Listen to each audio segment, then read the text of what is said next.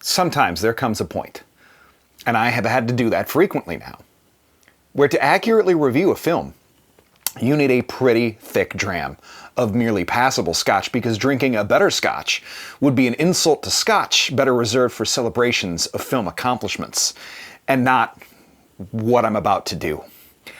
But it could be worse, because just like artificial blood, this merely numbs the pain for short hours before sending me back into a rage, and it's gradually losing its efficiency. Yes, I saw Morbius, so you don't have to. I'm Dan Umpton, and this is the Doomcast.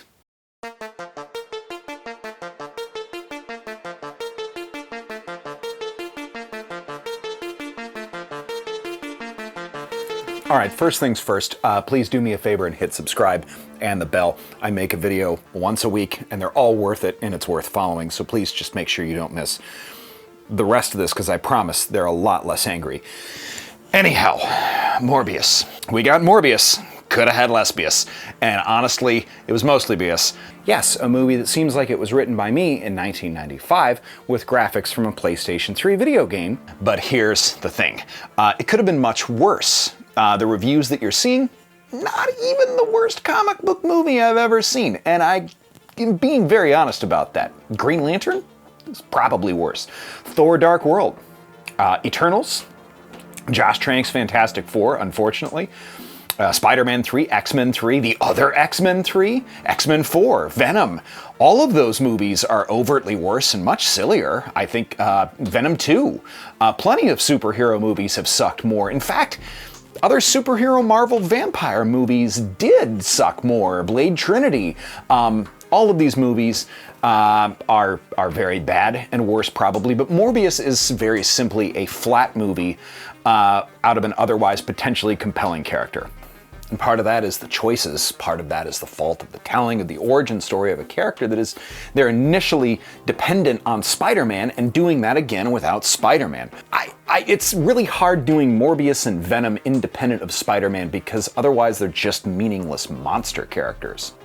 And I am a big fan of Morbius in comics, probably one of my favorite Spider-Man adjacent characters, definitely one of the better anti-heroes Marvel's ever come up with. There's a compelling movie and a guy with a rare blood disease searching for a cure his entire life and becoming an internationally renowned doctor and scientist with a very vampiric taste in suits, apparently, who experiments on himself and becomes a living human who needs human blood to survive, that's functionally a living vampire. And that is objectively cool and tragic, a cool science hero, science villain story. It could be done very well. Unfortunately, the movie that we got was this one. The characters get very little true development. I'm afraid this movie is going to tank the popularity of this character for like a decade. Who the fuck was Jared Harris even? A world-renowned doctor or a poor unknown doctor? The same guy treats them their entire lives and then introduces Michael at the Nobel Prize ceremony? It wasn't even clear what Matt Smith's deal was either. Was he some crime boss? Great. Where did he do literally any crime? Show him doing crime like jaywalking or something. Michael, Morbius, goes from an aloof kid to an aloof adult to a reticent vampire. Oh, cool. No real arc? Great. Much appreciated. Martine was such a blank slate female love interest with zero chemistry or character development independent of Michael. And it's absurd. You could have put two Martines talking in a mirror and still have failed to pass the Bechdel test, because I'm not even sure what was happening with her. They spent entirely too much time on weird exposition shots and half-developed FBI characters played by Al Madrigal and Tyrese investigating murders committed in international waters outside their jurisdiction. What else was the point of international waters, guys? Why did you go there? The random meatheads with assault rifles in the boat, why were they? Why did you need them on the boat? You just needed your science stuff. Again, what did Milo have those people there as a crime boss?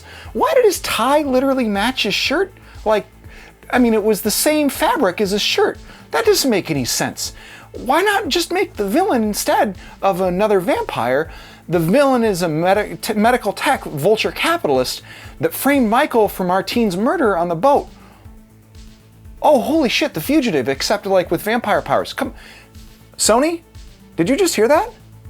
Bro, cut the check. I just came up with a better movie, like right there. That's a better vampire movie already. Why was Jared Leto the go-to choice here? Do people not understand he's the kiss of death? He's a sex pest who wore a wig in a movie that should have cast a real trans actor to begin with, and he won an Oscar for it. Yikes! Ryan Morrison said it best. The guy peaked in Requiem. Character design itself for Morbius was cool, and at the very end was partly inspired by some of the 90s design on the character, which was great and I loved, and that was what got me into the character. But probably the worst and dumbest parts are objectively the end. The end was like death scene after death scene and more weird smoke graphics, which I didn't actually dislike the way that they did the echolocation. That did kind of look cool, but the fact that everything smoked did get a little confusing. Again, your CGI in some of those looks like a bad cut scene from Legacy of Kain Soul Reaver. That means shit ain't all that good, bro. And the post-credit scenes are very confusing. Why is a prisoner named Adrian Toon showing up newsworthy to anybody? And he appeared in this other Earth in a white prison jumpsuit, but now he somehow has his vulture suit? Also, why? Why take the best part of Homecoming and then throw it into another universe without Spider-Man? Also, it sucks that Horizon Labs exists there and apparently not in the Prime MCU, because that means we're never going to get a Spider-Man big-time movie in the foreseeable future either. I mean, it is not a good film, but it's also not so comically bad that it deserves the hate that it's getting. It's not Plan 9 from outer space, and that part is a little surprising to me. I mean, Wonder Woman 84 or the original Justice League cut are objectively sillier, messier movies. So it just makes me wonder how much of that negativity surrounding it is genuine, how much of it is just like groupthink memes. I mean, there are tweets that are genuinely very funny around it, even jokes that I made that people got to first, but it feels a whole lot like every part of our culture is being turned into a team sport, and some of that is driven by studios like Disney and Sony. Some of it is just ribbing on a bad movie, sure, but also some of that groupthink around superhero movies has gotten just as hack and as bad as saying a vampire movie just sucks. Well, folks,